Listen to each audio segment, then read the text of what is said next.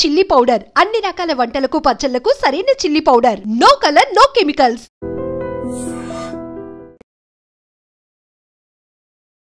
విశ్వ నియమాలు అనగానే మనకి లా ఆఫ్ అట్రాక్షన్, సీక్రెట్ ఇవన్నీ ఏమైపోయాయంటే అమెరికా నుంచి వచ్చేసరికి కొత్త విషయం ఏదో వింటున్నాం అనిపించింది. మీరేమంటారు? అది కొత్త విషయమా, పాత విషయం మళ్ళీ మనం వెలికి తీసామా? అదన్నీ పాతవే. ఏంటంటే మన దగ్గర ఉండే భాండాగారాన్ని, జ్ఞానాన్ని అమెరికా వాళ్ళు మన మీద పర్యటన చేసినప్పుడు మన సబ్జెక్టుని తీసుకెళ్ళిపోయారు వాళ్ళు. కానీ ఉస్మానియా యూనివర్సిటీ బయట ఆ గార్డెన్లో విశ్వ నియమాల మీద నేను రీసెర్చ్ చేశాను 10 ఏళ్ళు. చిలకలతో మాట్లాడాను, పక్షులతో మాట్లాడాను, ఆకాశంతో మాట్లాడాను. ఏ రోజు నా మీద వర్షం పడొద్దంటే పడేది కాదు. అప్పటికప్పుడు మీకు అనిపించేదా, స్ఫురించేదా? అప్పుడు ఈ విశ్వానికి చెప్పుకున్నాను అనమాట, విశ్వమా thank you thank you thank you very much. కేవలం మీ కవి హృదయమా, ఇది వాస్తవం అంటారా? 100% కరెక్ట్ జరుగుతుంది నాన్న. అందరికీ జరుగుతుందంటారా? అందరికీ జరుగుతుంది నాన్న. మనం ఎందుకు మరి మిగతా వాళ్ళు గ్రహించలేకుండా ఉన్నారు? ఎందుకో చెప్తాను.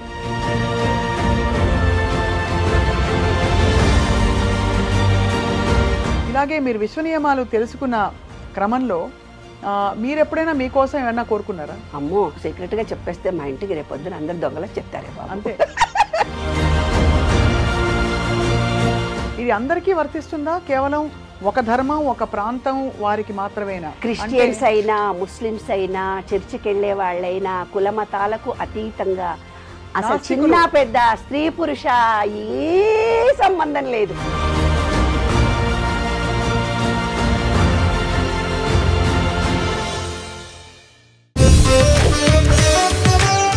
అందరికీ నమస్కారం.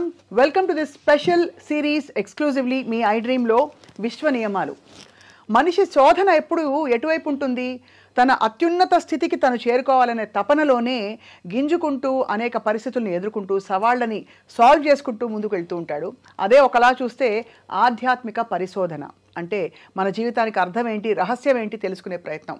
వీటన్నిటికీ నిజానికి గవర్నింగ్ రూల్స్ అంటాం కదా, అలాగా కులాలకి, మతాలకి, ప్రాంతాలకి అన్నిటికీ అతీతంగా విశ్వ నియమాలు కొన్ని ఉంటాయి. వాటిని బట్టే మన జీవితం, వాటి పరిస్థితులు అని చెప్పి పెద్దలు చెప్పారు.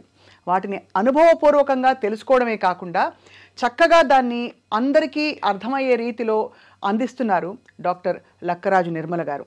ఆధ్యాత్మిక శోధకులుగా, రచయిత్రిగా, అలాగే యాక్టివిజంలో అనేక విషయాలపై వక్తగా కూడా వారికి చాలా మంచి పేరుంది. ఇవాళ విశ్వ నియమాలు అంటే ఏమిటి, ఎక్కడ పుట్టాయి, భగవద్గీతకి విశ్వ నియమాలకి ఉన్న సంబంధం ఉందా తెలుసుకుందాం. నమస్కారం డాక్టర్ నిర్మల గారు. సో విశ్వ నియమాలు అనగానే మనకి లా ఆఫ్ అట్రాక్షన్, సీక్రెట్ ఇవన్నీ ఏమైపోయాయంటే అమెరికా నుంచి వచ్చేసరికి కొత్త విషయం ఏదో వింటున్నాం అనిపించింది. మీరేమంటారు? అది కొత్త విషయమా, పాత విషయం మళ్ళీ మనం వెలికి తీసామా? అదన్నీ పాతవే. ఏంటంటే మన దగ్గర ఉండే భాండాగారాన్ని, జ్ఞానాన్ని అమెరికా వాళ్ళు మన మీద పర్యటన చేసినప్పుడు మన సబ్జెక్టుని తీసుకెళ్ళిపోయారు వాళ్ళు. మన భగవద్గీతలో ఉన్నది అట్రాక్షన్ ఆఫ్ లా, కానీ ఆ సబ్జెక్ట్, ఆ పార్ట్ ఒక్కటి యూఎస్కి వెళ్ళిపోయింది. అవి అందుకే మనకి ఇంగ్లీష్లో ఉన్నాయి. విశ్వరూప సందర్శనలో ఉన్నటువంటి సబ్జెక్టే ఇది. అట్రాక్షన్ ఆఫ్ లా వాళ్ళు ఇంకేవేవో పేర్లు పెట్టుకున్నారు. అవన్నీ కూడా భగవద్గీతలో ఉన్నదే. ఈ విశ్వ నియమాలు అనేదాన్ని నాకు ఒక 10 సంవత్సరాల క్రితం, అంటే నేను మెంటల్లీ రిటార్డెడ్ స్కూల్ రన్ చేశాను కదమ్మా. ఆ సెరబుల్ పాలసీ పిల్లల్ని తీసుకురావడము, ఫ్యామిలీ కౌన్సిలింగ్లో మహిళలు తమ తమ బాధలు చెప్పుకోవడము, ఇవన్నీ చూసిన తర్వాత మనిషి అనే వాడికి కొందరికే ఎందుకు సౌఖ్యాలు, కొందరికే ఎందుకు ఆనందాలు, కొందరే ఎందుకు భాగ్యవంతులు, కొందరే ఎందుకు అభాగ్యులు. ఈ విశ్వం నుంచి వస్తున్నటువంటి వర్షపు చినుకులు అన్నిట్లో సమానంగా పడుతున్నాయి. ఒకటి పాములో పడగానే, పాము కొరల్లో పడగానే విషం అవుతుంది, అదే నీటి చుక్క. అదే నీటి చుక్క ముత్యంలో పడగానే ముత్యపు చిప్పు అవుతుంది. ఈ డిఫరెన్స్ సృష్టించింది ఎవరు? జీవిత సార్థకత అంటే ఏమిటని నా చిన్నప్పుడు 18 సంవత్సరాలకు రాసుకున్న పద్యం నాన్న ఇది. ఇవన్నీ చూస్తున్నప్పుడు, శోధన చేస్తున్నప్పుడు నాలో ఒక అన్వేషణ ప్రారంభమైంది. అన్వేషణ అన్వేషణ అన్వేషణ అని. అందరూ పుట్టేది ఈ భూమి పైన, అందరూ గిట్టేది ఈ ధరణిపై, కొందరికే ఎందుకు సౌభాగ్యాలు, అందరూ అందుకోవాలి కదా. మనకు వివేకానందుడు కానీ మిగతా వాళ్ళందరూ, అందరిలో ఒకే శక్తి ఉంది అవును అని ఎన్నో చదివాము, ఎన్నో విన్నాము. కాబట్టి నేను ఇప్పుడున్న విపాసన కోర్సులు, అన్ని కోర్సులు చేశాను, భగవద్గీతలు కూడా చదువుకున్నాను. చదువుకున్న తర్వాత కరోనాకి ముందు, కొంచెం కరోనాకి ముందు బాధ్యతలన్నీ అయిపోయిన తర్వాత మా పాప ఒక్కదానివే ఎలా ఉంటాం మమ్మీ, స్కూల్ తీసేశాను నేను. స్కూల్ కూడా మేము చాలా ఇబ్బందులు పడ్డాము. స్కూల్ కూడా మెంటల్లీ రిటార్డెడ్ స్కూల్ రన్ చేయడం అంటే ఒక ట్రెడిషనల్ ఫ్యామిలీలో చాలా కష్టం. ఉద్యోగం రిజైన్ చేశానని మా అమ్మ నాన్న నా మొహం చూడలేదు. మెంటల్లీ రిటార్డెడ్ స్కూల్ రన్ చేస్తున్నానంటే ఇంకా అసలు చుట్టాలకి మాకు రిలేషన్షిప్పే లేదు. అట్లా ఎన్నో ఒడిదుడుకులను ఎదుర్కొన్న తర్వాత ఒక్కదాన్నే ఉంటే మా అమ్మాయి అంది, నువ్వు వాకింగ్ వెళ్ళు మమ్మీ, నీలో సబ్జెక్ట్ ఉంది, నువ్వు అన్ని మీటింగ్స్కి వెళ్ళి నువ్వు మాట్లాడుతూ ఉండు అంది. సబ్జెక్టు చాలా ఉంది కానీ మాట్లాడడానికి బయటికి వెళ్ళాలంటే నన్ను ఎవరైనా తోడు తీసుకెళ్ళాలి అనే స్థితిలో ఉండేదాన్ని. లేదమ్మా నువ్వు ఒంటరిగా వెళ్ళు, క్యాబ్ బుక్ చేసుకొని వెళ్ళు. అలా మా అమ్మాయిలు నాకు ఎంకరేజ్మెంట్ చేసి వాకింగ్ షూస్ కొనిచ్చి నువ్వు వాకింగ్ వెళ్ళు, ఇంట్లో ఉంటే బాగుండదు, నీకు ఆ బొక్కలన్నీ అరిగిపోయినాయని డాక్టర్ చెప్తున్నాడు కదా, నువ్వు అనేబుల్ టు వాక్ కదా, నువ్వు కారులో గేర్లెస్ కారు కూడా కొనిచ్చారు నాకు.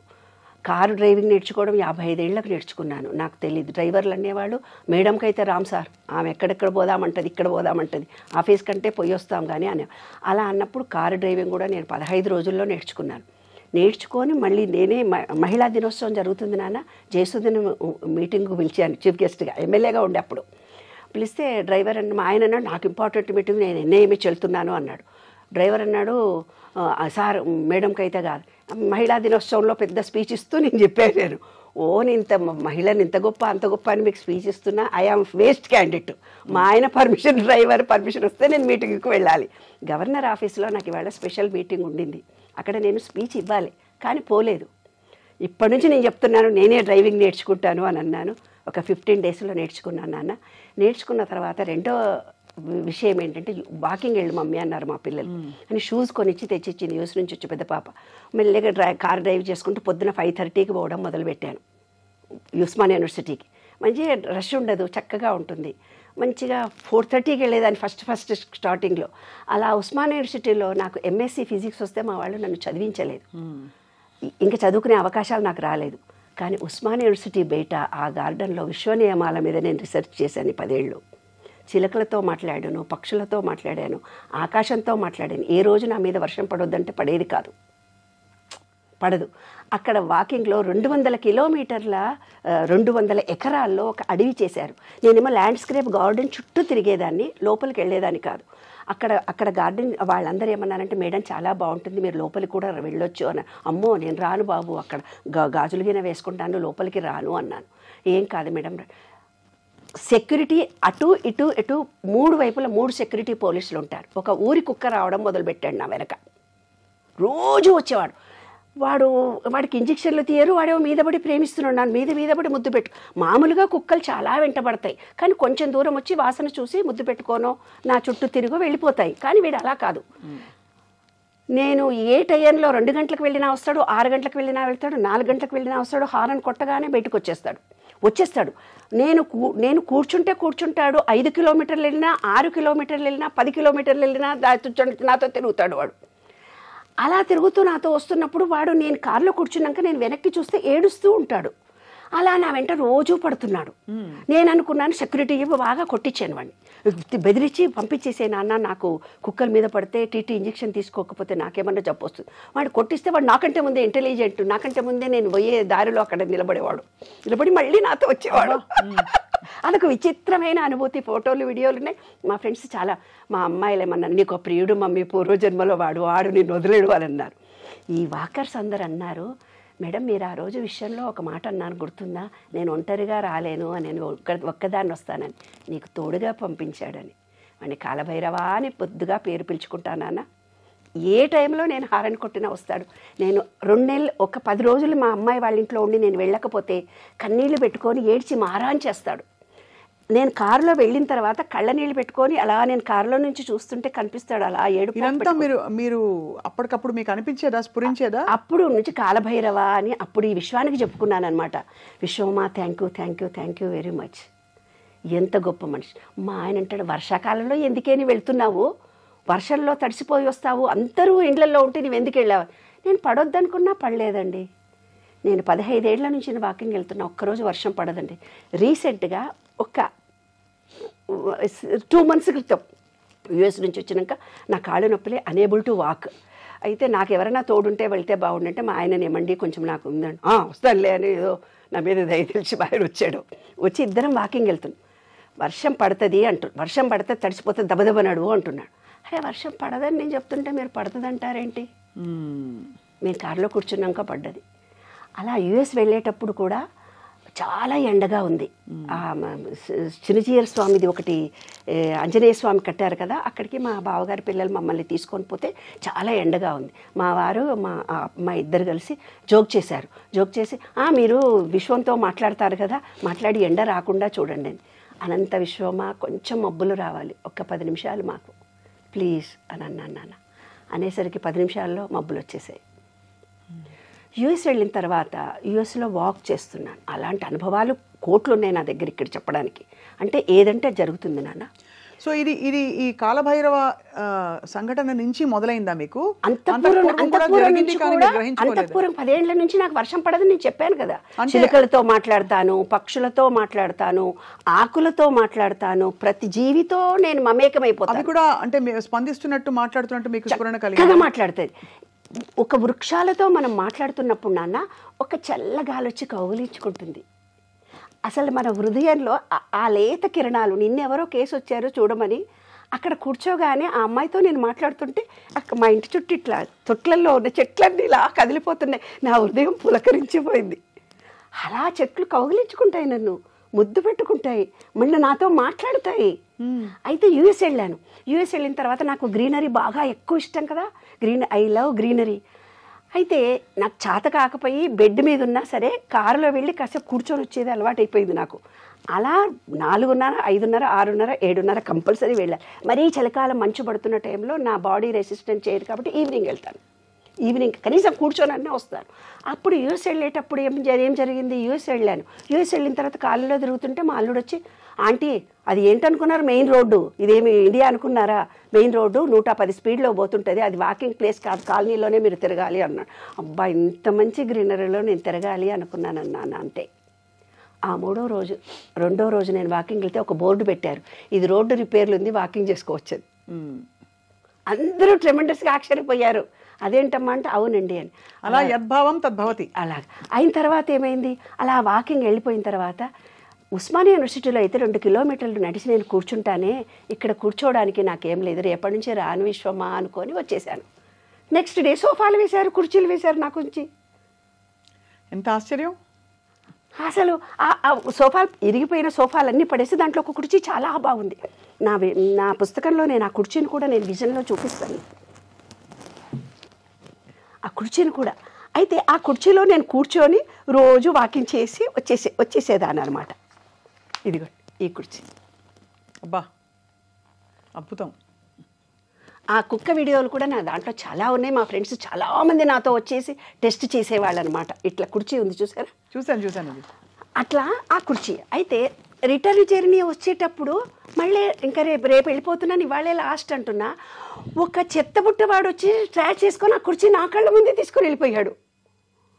అయ్యో విశ్వమా, నీకు నాకు ఎంత అనుబంధము, నన్ను చెట్టు కింద కూర్చొని తాంబూలాలు ఇచ్చి ఆశీర్వదించావే, చెట్లన్నీ ఆకులన్నీ ఎర్రగా మారిపోయి, ఆకుపచ్చగా మారిపోయి, పసుపచ్చగా మారిపోయి, బుగ్గల కన్నీళ్లు కారుస్తూ, ఎర్రటి కన్నీళ్లు కారుస్తూ ఎర్రగా మారి, ఎల్లోగా మారి, ఎండుటాకులే నా కాళ్లకు పాదాభివందనం చేస్తున్నారా? రేపటి నుంచి సీజన్ కూడా మారిపోతుందట కదా, కన్నీళ్లతో ఏడ్చి గడ్డగట్టుకుపోతుందట కదా, ఆ కాలనీలో ఎవరు బయటికి రారట కదా, నా కోసం మీరు ఏడవకండి, మీకు నాకు ఉండే అనుబంధం గొప్పదని ఒక మంచి కవిత రాసుకున్నది దాంట్లో. ఇది కేవలం ఈ స్ఫురణంతా డాక్టర్ నిర్మల గారు, ఇది కేవలం మీ కవి హృదయమా, ఇది వాస్తవం అంటారా? 100% కరెక్ట్ జరుగుతుంది నాన్న. అందరికీ జరుగుతుందంటారా? అందరికీ జరుగుతుంది నాన్న. మరి ఎందుకు మిగతా వాళ్ళు గ్రహించలేకుండా ఉన్నారు? ఎందుకో చెప్తాను. ప్రతి వాళ్ళ కోసమే ఈ విశ్వ నియమాలనే పుస్తకం నేను రాసింది.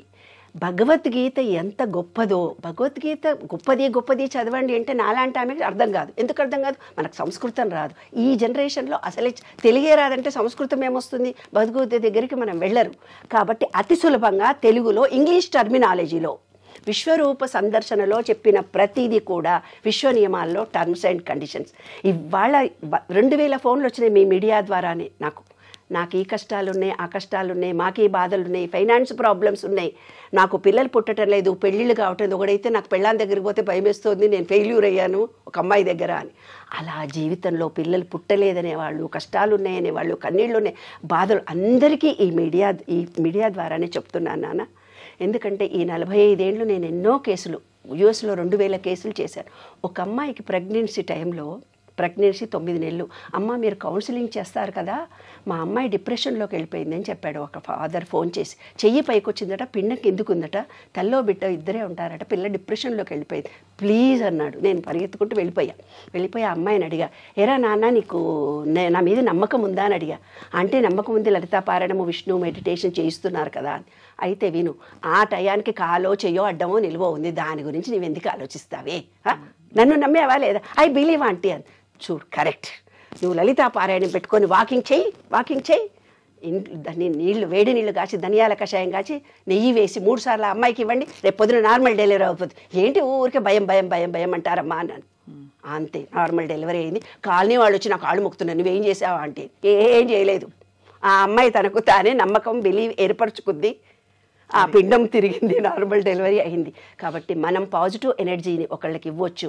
కష్టాలు ఉండేటప్పుడు నిన్నొక కేసు నాన్న, యుఎస్ నుంచి చారిటీ అకౌంటెంట్ అంట, ఆమెకు పెద్దమ్మాయి అంట, ఈమె బోలె డబ్బులు ఉన్నాయంట, కడప దగ్గర ఏదో ఊరు. పెద్దమ్మాయి అత్తగారు వాళ్ళు నానా హింస పెడతారంట, ఆమె ఫస్ట్ ఫోన్ చేసి ఎక్కెక్కి ఏడుస్తూ ఉంది. మళ్ళీ నిన్న ఫోన్ చేసాడు. అసలు ఎందుకు ఏడుస్తున్నారండి మీరు, నాకు అర్థం కాదు. నా కష్టాలన్నీ మీరు విని తీర్చాలి, నా కష్టాలు నీ కష్టాలు నువ్వే తీర్చుకోవాలి, నేను తీర్చేది ఏమీ లేదు, నువ్వు ముందు ధైర్యంగా మాట్లాడు అని అన్నా. ఎనర్జీతో మాట్లాడు, అప్పుడే నేను మాట్లాడతాను అన్నాను.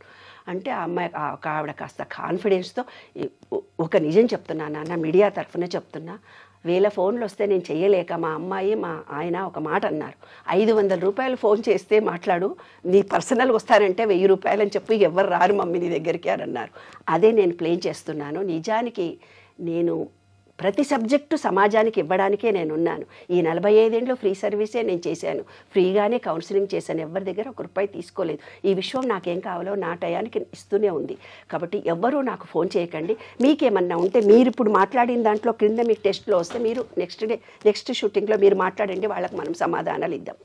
ఆవిడ ఫోన్ చేసి, చిన్న పాపకు డైవర్స్ అయింది, మేము వైశ్యాసిమి, పెద్ద పాపకి 9 ఏళ్ళు 7 ఏళ్ళ బాబున్నాడు, బాగా సతాయిస్తారు, వంట చేయాలి, పని చేయాలి, చాలా బాధకు ఆ అమ్మాయి. అంటే నేను అన్నాను, ఒక్క విషయం నీకు అర్థమైందా తల్లి, చిన్న బిడ్డకు డైవర్స్ అయ్యి యూఎస్లో ఉంది అంటున్నావు, పెద్ద బిడ్డకు డైవర్స్ అవుతుంది.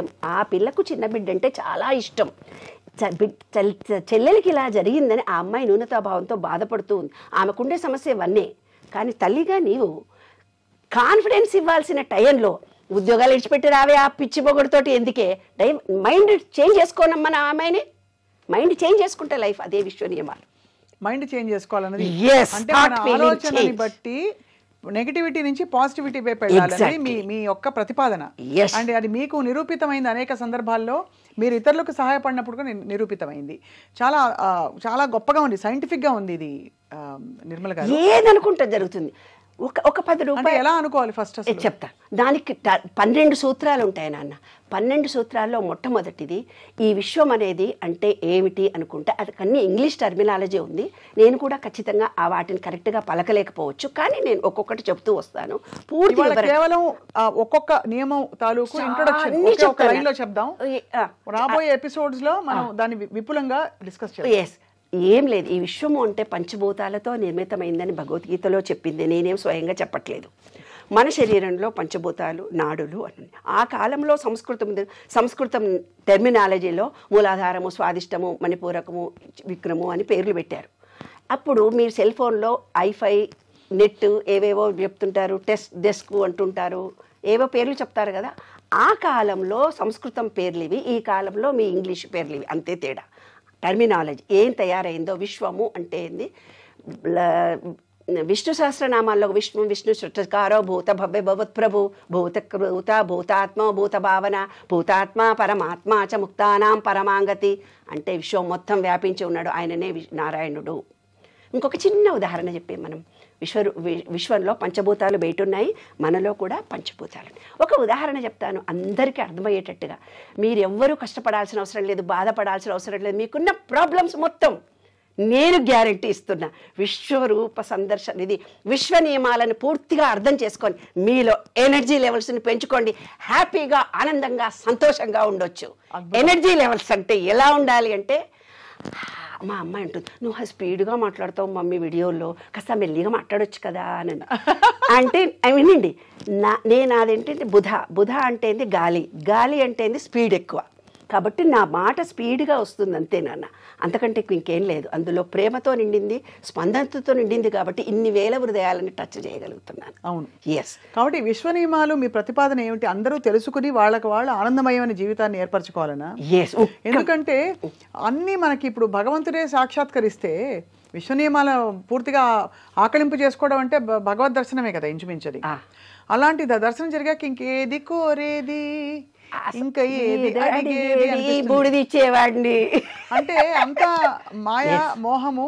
మనమే ఆ ఫ్రీక్వెన్సీలోకి వెళ్ళామని తెలుసుకున్నాక ఇంకేం అడుగుతాం అల్పంగా, నాకు ఇది ఇవ్వు, చాక్లెట్ ఇవ్వు, బిస్కెట్ ఇవ్వు, కొత్త డ్రెస్ ఇవ్వు, లేకపోతే నన్ను ఫలానా వాళ్ళు మెచ్చుకోవాలి, ఇవన్నీ అడగం కదా. అసలు అడగక్కర్లేదు నాన్న. మీకు మీరే స్వయంగా అతి సరళమైన భాషలో అనుభవాలను జోడించి ఎనర్జీ లెవెల్స్, థాట్, ఫీలింగ్ ఎలా చేంజ్ చేసుకోవాలో చెప్తాను. శివుడి పూజారులు ఎలాగుంటారు మీరు చెప్పున్నాను. శివాలయంలో పూజారులు ఎలాగుంటారు? బొద్దుగా ముద్దుగా లావుగా ఉంటారు. మీరు బాగా గమనించుకోండి. అవునా? శివాలయంలో ప్రతి వాళ్ళు వీడియో చూస్తున్న వాళ్ళందరూ కూడా చూడండి, శివుని పూజ చేసేవాళ్ళు బొద్దుగా ముద్దుగా పొట్టిగా ఉంటారు, వినాయకుడు రూపంలో ఉంటారు. అవునా లేదా? కొంచెం పొట్టెత్తుగా అలా ఉంటారు. అదే లక్ష్మీనారాయణుడి గుడిలో పూజలు చేసేవాళ్ళు సన్నగా పొడుగ్గా ఉంటారు. ఇదొకటి మనకు చాలు. ఎందుకు అనంటే ఈ శివలింగంలో ఉండేది బ్రహ్మ, విష్ణు, మహేశ్వరులు. ఈ విశ్వం మొత్తం వ్యాపించి ఉండేది లక్ష్మీనారాయణుడు. అమ్మవారి స్వరూపం ఒకటి ఉంది. అయితే ఈ ప్రకృతి మొత్తం స్త్రీ పురుష లక్షణాలకు జోడించి ఉంది. అదే అర్ధనారీశ్వరి తత్వం. అర్ధనారీశ్వరిని సూచించడంలో ఈ ప్రకృతి మొత్తం స్త్రీ పురుష లక్షణాలు కలిసి ఉన్నాయి. అదే విశ్వరూప సందర్శనలో ఒకటి లాస్ట్ది ఇది, స్త్రీలింగము పురుషలింగము కలిసి ఉండడము అనేది. ఫస్ట్ది ఏంది? ఫస్ట్ది ఒక్కటే కొంచెం ఇంట్రడక్షన్ ఇస్తాను ఇవాళ, ఎందుకంటే ఇది చాలా అర్థం కావాలి కదా, అర్థం కావాలి నాన్న ఇది. ఎందుకంటే అర్థం అవడం మాత్రమే కాదండి, ఇది ఎలా అర్థం చేసుకుని ఎలా పాటించాలి, దానికి మనం ఏ సాధన చేయాలి కూడా చాలా ఇంపార్టెంట్. ఎందుకంటే అది కేవలం ఇక్కడి నుంచి కాదు, ఇక్కడి నుంచి రావాలి మిషన్. ఎవరికి వాళ్ళు నేను తెలుసుకోవాలని ఇచ్చ కలగాలి. నేను చెప్పే మాటల్లో 10% వాళ్ళ బుర్రకెక్కించుకుంటారు. ఈ చెవుతో వింటారు, ఈ చెవుతో విడిచిపోతారు. హృదయంతో విన్నవాళ్ళు ఏం చేస్తారంటే ఆహా అని పెట్టుకుంటారు కొంచెం సేపు, తర్వాత హృదయము మనస్సు లగ్నం చేసుకొని విన్నవాళ్ళు సబ్కాన్షియస్నెస్లో థాట్ ఫీలింగ్ను చేంజ్ చేసుకోగలుగుతారు. కాబట్టి వినేవాళ్ళు 1కి 2 సార్లు ఈ వీడియోను వినాలి. ఒక్కసారి వినగానే విన్నట్టుగా అర్థమైనట్టుగా అనిపిస్తుంది. ఏదైనా నేను చెప్పబోయే సబ్జెక్టు కూడా అంతేనన్నా, ఒక్కసారి వినగానే తెలిసినట్టు అనిపిస్తుంది. కానీ మళ్ళీ వాళ్ళ హృదయానికి పూర్తిగా చెయ్యాలి. నా జీవితంలో సంతోషంగా ఉండాలి, నా జీవితంలో ఉద్యోగం కావాలి, నా జీవితంలో మంచి భర్త రావాలి, నాకు మంచి పిల్లలు కావాలి, నాకున్న ఫైనాన్షియల్ డీలింగ్స్ అన్నీ పోవాలి, నా జన్మ సార్థకత నేను సంపాదించుకోవాలి, ఈ విశ్వంలో ఉన్నటువంటి దాంట్లో నేను ఒక ప్రత్యేకమైన వ్యక్తిగా నేను ఉండాలి అనుకునే ప్రతి ఒక్కళ్లకు పనికొచ్చే చాలా చాలా గొప్ప విషయాలు చెప్తాను. అందులో వన్నెస్ అంటే ఏమిటి? పంచభూతాలు బయట ఉన్నాయి, మనలో కూడా బయట ఒక ఎనర్జీ ఉంది, మనలో ఒక ఎనర్జీ ఉంది. ఆ రెండింటిని సింక్ చేసుకోవాలి. అంతా ఒకటి, లోపల బయట అంతా ఒకటే ఏకత్వంతో కలిగి ఉన్నామనేది భగవద్గీతలో విశ్వరూప సందర్శనలో చూపించాడు ఆయన. అది వన్నెస్. ఎంత గొప్పగా చెప్పారు. అంటే నిజంగానే యూనివర్సల్ ఎనర్జీతో మన ఎనర్జీని ఎప్పుడైతే మనం సింక్ చేస్తామో అప్పుడు అది సాక్షాత్కారం అవ్వడానికి మన సంకల్పాలు ఇంకా ఒక అనువైన పరిస్థితి వస్తుంది. Energy levels, oneness. ఇది ప్రాథమిక సూత్రమా అండి? ఫస్ట్ సూత్రమా విశ్వనియమాలు? ఎస్. దాని గురించి ఇంకా డీటెయిల్స్ మనం తెలుసుకుందాం. ఇలాగే మీరు విశ్వనియమాలు తెలుసుకున్న క్రమంలో మీరు ఎప్పుడైనా మీకోసం ఏమన్నా కోరుకున్నారా? అంటే ఈ వర్షం పడడం ఇవన్నీ కాకుండా. అమ్మో, సీక్రెట్గా చెప్పేస్తే మా ఇంటికి రేపొద్దున అందరు దొంగలకు చెప్తారే బాబు. అంతే. ఏం కోరుకున్నానంటే కరోనా టైంలో నేనేమనుకున్నాను, ఆడపిల్లలందరికీ ఎండి కంచాలు ఎండి చెంబులు పెట్టేశాను. కనీసం ఒక ఎండి గ్లాసు లేదు నాకు తాగడానికి. డైనింగ్ టేబుల్ మీద 2 ఎండి కంచాలు, 2 గ్లాసులు, టిఫిన్ తినే ప్లేట్లు 2 మా ఇద్దరికి, నాకు మా వారికి, తర్వాత ఓట్స్ వేసుకోవడానికి 2 ఎండి బౌల్స్, దేవుడి గదిలో అన్నీ ఎండి కలశాలు, ఎండి చెంబులు, ఎండి దీపాలు అన్నీ ఉంటే బాగుంటుంది నాన్న. అంతా వెండితో బాగా అదిరిపోవాలి మన ఇల్లంతా. ఇదంతా శక్తితో కూడినటువంటి శక్తి క్షేత్రంలో నేను ఉంటున్నాను కదా. వెండి బంగారం అనేది కూడా ఒక ఎనర్జీ నాన్న. ఆ ఎనర్జీని మనం ఆకర్షించాలంటే అంత ఎనర్జీ లెవెల్స్ని మనం పెట్టాలి. అలా ఎనర్జీ లెవెల్స్ పెట్టి నేను అనుకున్నాను వితిన్ 1 వీక్లో మాకు ఇంటి నిండా ఎండి సామానే. ఇప్పుడు వాటిని దాచుకుంటుంది కష్టంగా ఉంది. ఇప్పుడు మళ్ళీ లాకర్లో పట్టడం లేదు. నేను ఎక్కడికన్నా వెళితే ఎవరికన్నా ఇవ్వాలి. అట్లా నేను ఒకళ్ళకి ఒక సహాయం చేసి వస్తూ ఉంటాను, అన్నీ ఉచితంగానే చేస్తుంటాను. నేను ఎక్కడికన్నా పోతే కూడా నాన్న మొన్న ఎక్కడికి వెళ్ళినా చెయ్యి పట్టుకో, అమ్మవారి గుడికి వెళ్ళాను, విజయవాడ వెళ్ళింది ఒక ఉదాహరణ చెప్తాను. వెళ్ళాను, దిగాను, టికెట్ తీసుకొని వెళ్తున్నాము.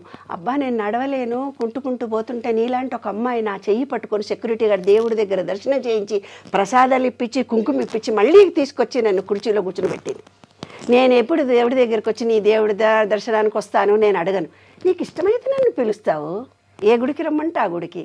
అలా నేను మనసులో అనుకోగానే ఆ గుడి దేవుడికి ఎవరో పోతుంటారు వస్తుంటారు, మా మహిళా మండలి వాళ్ళు రావడము, ఎవరో ప్లాన్ వేస్తారు, నన్ను తీసుకొని పోతారు. నాన్న మినిట్ టు మినిట్ ఆ విశ్వంతోటే బతుకుతున్నాను, ఆ విశ్వ చైతన్య శక్తితోటే ఆనందిస్తున్నాను. నా చిరకాల వాంఛన నా విశ్వ నియమాలను ప్రపంచవ్యాప్తం చేయాలని, ప్రతి వాళ్ళు ఆనందంగా సంతోషంగా ఉండాలని, ఈ ప్రేమ విశ్వవ్యాప్తమైన నా ప్రేమను అఖండంగా నిలిచిపోవాలని. భగవద్గీత కంటే గొప్ప గ్రంథం అండి నాన్న ఇది. అందులో నేను శ్రమపడి నేర్చుకున్నవి అనుభవించినవి మీకు అందరికీ చెబుతున్నాను. అందరు అంటారు అసలు మీరు అనుభవిస్తే కదా మాకు చెప్పాలి అంటారేమో అని నాకు భయం. సంకల్పంలో లేదు ఫలం, ప్రయత్నంలోనే సఫలం, కల్పనలో నిద్రించక యత్నంతో సాధించిన నేను అనుభవంగా పొందిన జ్ఞానాన్ని మీకు ఇస్తున్నాను. అది విశ్వ నియమాలు. ఇక చివరికి ఒక ప్రశ్న డాక్టర్ నిర్మల గారు, ఇది అందరికీ వర్తిస్తుందా, కేవలం ఒక ధర్మం ఒక ప్రాంతం వారికి మాత్రమేనా? క్రిస్టియన్స్ అయినా ముస్లిమ్స్ అయినా చర్చికి వెళ్ళే వాళ్ళైనా కుల మతాలకు అతీతంగా, అసలు చిన్న పెద్ద స్త్రీ పురుష ఏ సంబంధం లేదు. ప్రతి జీవి ఒక ఎనర్జీతో ఉంది, మనం కూడా ఎనర్జీ లెవెల్లో ఉన్నాం. ఆ ఎనర్జీ లెవెల్స్ మన ఎనర్జీ లెవెల్స్ కలిస్తే మనం ఏమనుకుంటే అది జరుగుతుంది. మన థాట్ ఫీలింగ్ చేంజ్ చేసుకోవాలి. ప్రేమ కలిగి ఉండాలి, విశ్వాసం ఉండాలి, ప్రేమ కలిగి ఉండాలి, విశ్వాసం ఉండాలి. ఇవి రెండు నేను చెప్పే సూత్రం. ప్రేమ ఎవరి పట్ల? ప్రతి జీవి పట్ల ఉండాలి, ఆకుల పట్ల, విశ్వంలో విశ్వైక ప్రేమ. ఆ విశ్వైక ప్రేమ ఫ్రీక్వెన్సీలో మనం ఉన్నప్పుడు ప్రేమ నమ్మకము అది పొందే శాంతి ఆటోమేటిక్గా వచ్చింది. శాంతి ఎప్పుడైతే మీలో వస్తుందో మీరు ఏం కోరుకుంటే జరుగుతుంది. చాలా అద్భుతంగా ఉంది, నేర్చుకోవడానికి చాలా గొప్ప ఒక కొత్త అధ్యాయం ప్రతి వారి జీవితంలో మొదలు పెట్టడానికి ఒక అవకాశం ఇస్తున్నారు డాక్టర్ లక్కరాజు నిర్మల గారు. సో రాబోయే ఎపిసోడ్స్లో మనం ఒక్కొక్క నియమాన్ని పరిశీలించి విపులంగా అర్థం చెప్పి దాని పరమార్థం ఆంతర్యం దాన్ని ఎలా పాటించాలి, ఎలా మనసు మైండ్ మార్చుకోవాలి అని, మైండ్ ఓవర్ ఎవ్రీథింగ్ ఎల్స్ అనే ఒక విషయాన్ని పరిశోధిద్దాం. ధన్యవాదాలు డాక్టర్ లక్కరాజు నిర్మల గారు, చాలా ధన్యులయ్యారు. Very much. ఓకే.